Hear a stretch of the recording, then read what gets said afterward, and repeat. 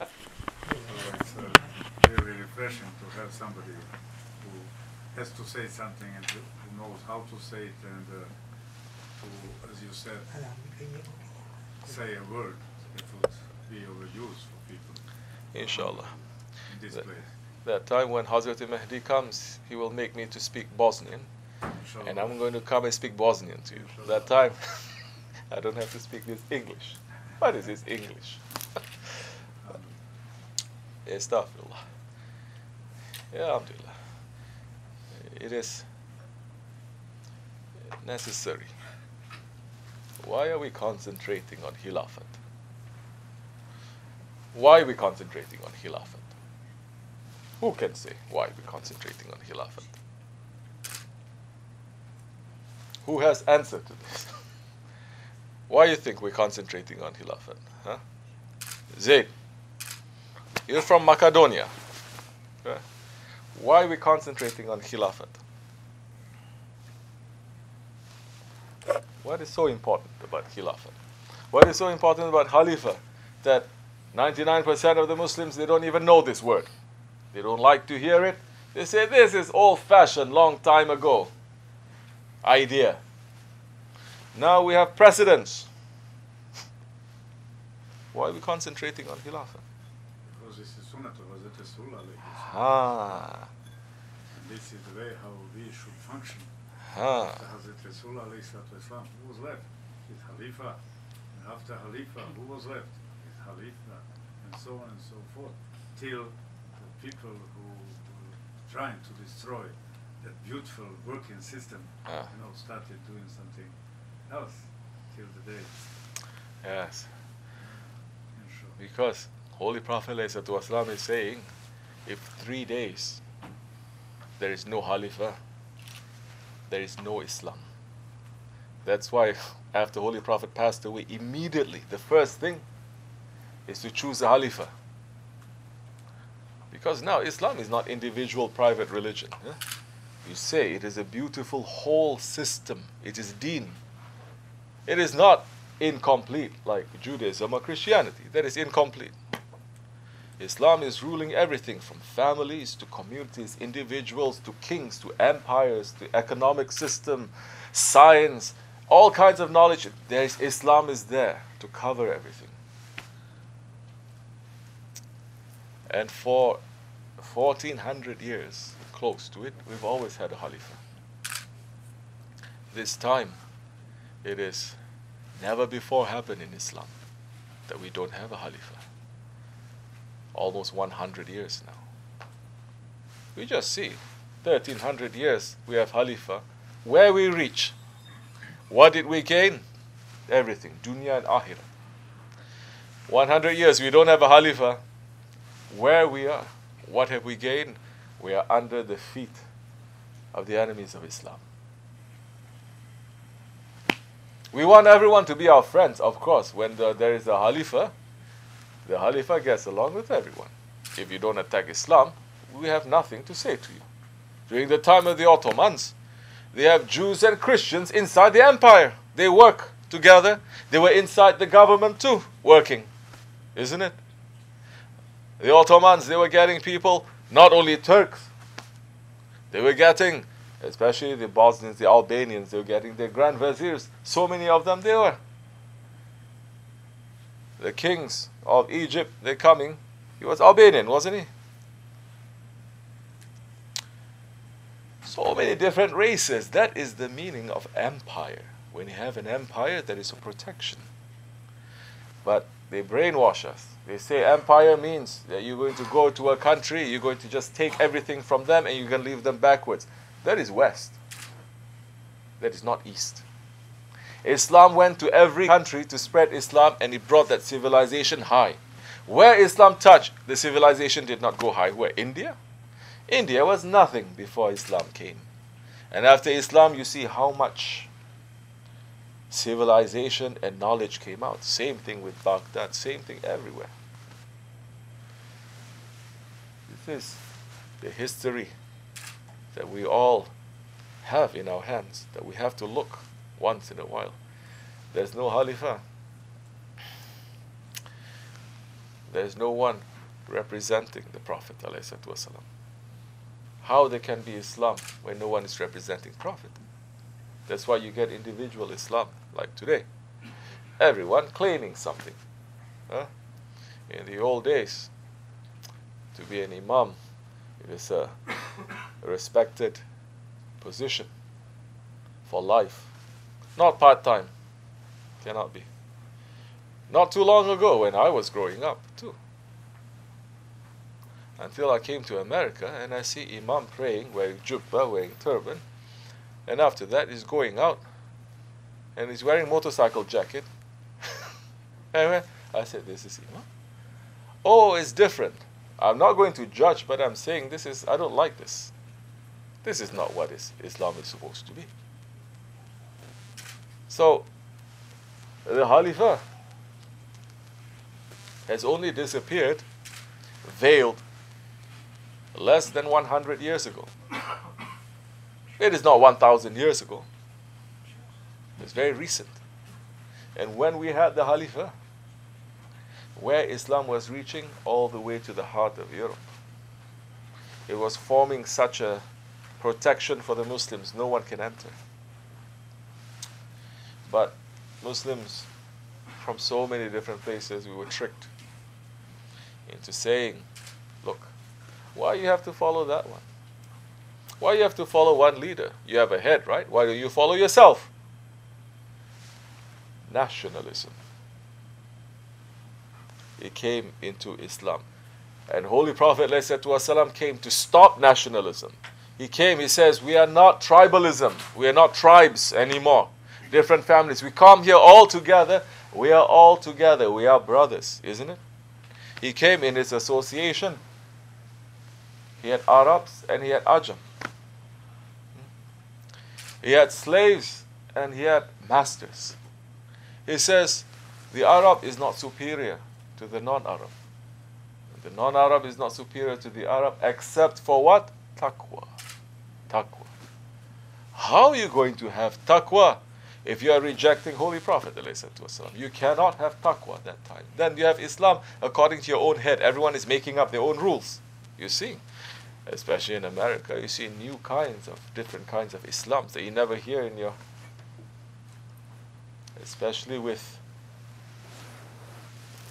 the poison of Wahhabism that is coming, that brought the Khilafat down. What is this? Why are we concentrating also on the Wahhabis? Because never before that kind of fitna entered into Islam that is as big as that fitna. That right now, the holy house of the Prophet ﷺ, that the sultans, from the Umayyas to the Abbasis, to the Seljuks, to the Ottomans, they were preserving everything. They say Prophet prayed there, built a jami. They say Hazrati Fatima lived there. This is a holy place. They're saying Hazrati Osman prayed over there, let's make another jami there. Everywhere they're seeing holy because there is a barakat. It's not a thing, it's what is raining down. Wahhabis coming into power, supported by the British and the French. They're saying, why you have to follow a Turkish Khalifa? You are Arabs, you're supposed to be ruling. The Sharif Hussein, he got fooled. The British fooled him, saying, we were going to make you to be Khalifa. Help us to bring it down. They betrayed the Ottomans. Sharif Hussein, then they say to him, lick your hand. Now we exile you. They give the power to those ones calling themselves Muslims. But these ones are the enemies of Islam, that they make sure the Muslims will never come together. These are the ones who look and they say, this is the house of the Prophet. Destroy it. They turn the house of the Prophet into a public toilet. Do we know this? This is another holy place. Finish it, make it into a parking garage, parking lot. the cave of the Prophet ﷺ, Thawr or Hira. They put cement to cover so that we cannot go inside anymore. And they say, no Khalifa, no Khilafat. Everyone rule according to their own head. Once you see Allah subhanahu wa ta'ala, subhanallah, you look, once the Khilafat fell, they removed the Khalifa, and there were so many betrayers inside of Islam at that time, inside, calling themselves Ottomans also, but they were betraying from every nation too. Once you see the Khilafat was being veiled, every nation got heavy punishment from Allah subhanahu wa ta'ala. Is it not? Can we say good things happened to India? No. Can we say good things happened to the Arab countries? No. Can we say good things happened to the Balkans? No. The intelligent man, when he walks and he falls down, he trips over something, he must get up to look. What make me to trip? I must avoid that. He never walks, he trips, and he just continues walking. We have been tripping for 100 years. But they say, no, don't speak about Khilafat. We're going to get you to be drunk with tribalism that Holy Prophet came to destroy. Nationalism. That time, you see, so many countries, once they became independent, that's the first punishment. Allah is saying, you don't want my Khalifa? Okay. Then the Kafirs are going to rule you. That's it. Isn't it? Look at India. Look at the Middle East. Ottomans, they were ruling the Middle East. For example, in that area of Lebanon, Syria. Hundreds of years. 300 years, 400 years. Not a single one, not a single Lebanese speaks Turkish. They ruled India a few hundred years. Everyone in India speaks English. Are we understanding? We're speaking about language now. Huh? What happens? You have children now. You speak to your children in your language, and somebody comes and says, no, don't speak this language anymore. You cannot communicate to your children. Your children cannot communicate with you. You become completely... What happens when you cannot talk? You go crazy, isn't it? What happens when a whole nation, they say, don't speak your language. We're going to teach you a new language now. You cannot even go to your books to open because you don't know your language anymore. And that time, very easy for them to change your minds. After we were punished by colonialism, by communism, by socialism, we became independent. First thing that happens, Muslim country and another Muslim country becomes independent, they start to crush with each other. They start to fight, isn't it? For example, look at India. They decide to separate, to become Pakistan. They started fighting. With who? With India? No. With Bangladesh. Same thing with Iran and Iraq. Same thing with so many Muslim countries. Civil war beginning, and Allah is continuously punishing us. We are under punishment. We are not being blessed right now. Because Allah's protection is coming with the Khilafat. Now, we don't have it. It is lost. It will come back, inshallah.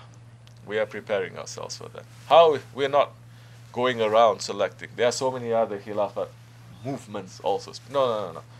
You're not going to vote for the Khalifa. The feet doesn't choose the head. The sheep, they don't choose the shepherd. You see, I have a sheep. They're choosing, electing who the shepherd is going to be. The Khalifa, Allah is going to appoint. And if they appoint a nominee for Khilafat over CNN or BBC, don't vote. My advice for you, because it's not a real one. But they know too, Muslims want a Khalifa.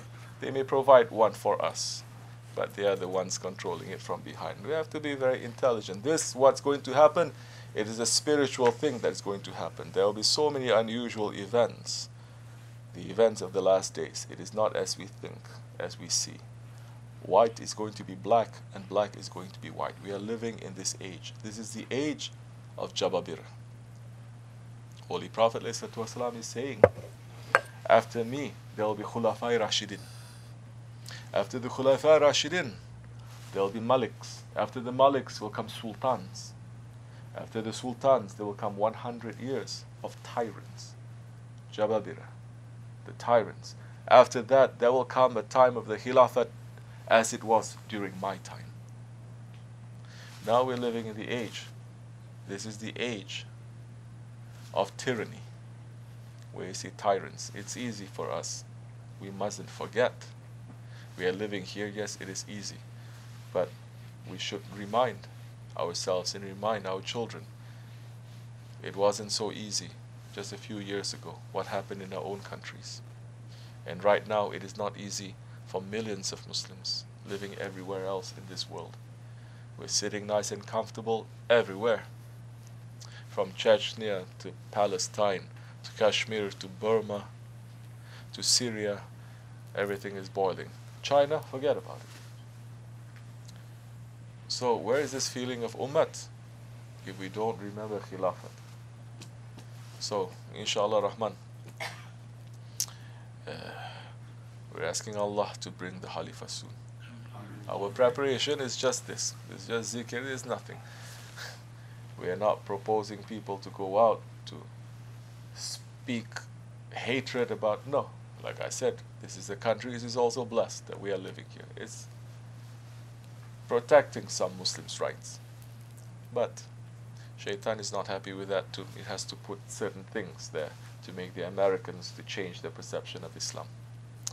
Because before 9/11, Muslims were coming into Islam so much because they understood how beautiful Islam is. They don't have the same kind of hatred towards Islam as Europe does. Certain things they have to say to put there, so that now they say, oh, Muslims, especially not Muslims wearing that Wahhabi thing. Yeah? They have to put that one, Osama bin Laden wearing turban. Ahli Sunnah and Ahli Tariqat and Sufi kind, to put that there. They supported him and he hates the Ahli Tariqat. That one hates the Ahli Tariqat. So, we are here just reminding people, to bring people together, to say that we are not different from each other, and that we are here to be together, because once we were together with our Khalifa, we were not separate. The hand, if you are separating the hand, it's very easy to break the fingers. But if the hand is put together, it is impossible now, that time. Muslims have lost this. Muslims have lost this. Now Muslims saying, we have to be separate. We want to be separate. We like to be separate. Allah is saying, be a jami. Don't separate. Why are you separating? Holy Quran is saying, only the believers, they are brothers. Only the believers that they are brothers. Holy Prophet ﷺ came to destroy this tribalism, this nationalism. Don't say, I'm Pakistani, I'm Turkish, I'm Albanian. Don't say. Say, I'm Muslim. Say that I'm Sunni. Come together in the way of the Holy Prophet ﷺ. Come together to remember him. Alhamdulillah. We just finished the zikr of Allah. And Allah subhanahu wa ta'ala is saying in the Holy Quran, who is more tyrant than that one who is stopping the remembrance of Allah in his masjid? Isn't it? Who is more tyrant than that? It's happening everywhere. We went one time to a big Wahhabi masjid. We're making the zikr. They invite us to. We don't go to anywhere that people don't invite us anyway. There's a lot of things. We like to live simple. We're a farmer from the upstate New York. We like to take care of sheep and horses and plant things and worship. Every night we have sohbat, we have zikr. That is the reason why we pull ourselves back. But Holy Prophet ﷺ is saying, if they give you invitation, you go. We're not coming here. We didn't travel here 22 hours for nothing. We came here for the sake of Allah. What are we going to gain in this dunya? Nothing. And we don't care. We didn't give up from everything to go on top of the mountain to care about this dunya, to care about position, to care about influence, to care whether people like us or not. We don't care. That is tariqat. We have given up. And we are not people who don't know the world. So many of our guys, young guys, they know the world. They have the world. And we're saying the world is not giving us what Allah is giving us. We run to our Shaykh. We run to our Sahib, the Sahibul Saif. We run to Awliya Allah. And we're sitting in the gardens of paradise. And now, we're going to different masjids. When they're inviting us to make a zikr, and they're stopping us. They say, get out, you cannot make zikr. Okay, Wahhabi masjids, we can understand a little bit. But Ahl Sunnah masjids? It's okay. No, it's not okay. Because Allah subhanahu wa ta'ala is saying, I swear, Allah is swearing, by my majesty, I have made zulm, I have forbidden zulm on myself. Allah subhanahu wa ta'ala, whatever He does, no one can stop. But He says, I have forbidden to be zalim, to be a tyrant on myself. Oh, you my creatures, do not be tyrant to each other. And what is the biggest tyrant?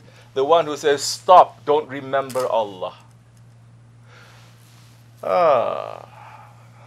And we're wondering now why this nation is being punished.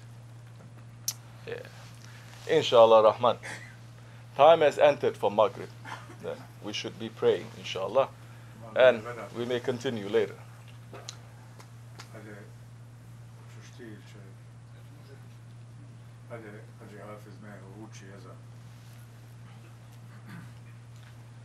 So, Astaghfirullah al-Azim wa atubu ilayh. Welcome to you. Imam, welcome to me. Welcome to all of us. You are all welcome to come upstate. At any time that you want to make zikr, to eat, to cut sheep, it doesn't matter. This is Imam Yasmin from south of us, Bosnian Majid. And these people, I know, with him, he made some time, This is Imam. Assalamu alaikum. How are you? Nice to see you. Where were you? You came late. We finished the zikr. Yeah. Alhamdulillah. Welcome to you. Today, here in the area, are people from Balkan Association, something, Yeah. And they have a appointment, they have a meeting down there in some place long time ago already scheduled. Yeah. So that was a I'm very different surprised. kind. Yeah, you didn't have to come. Yeah. But Alhamdulillah, mashallah. All channels work, mashallah. We are in one channel, the others, and it's a different channel.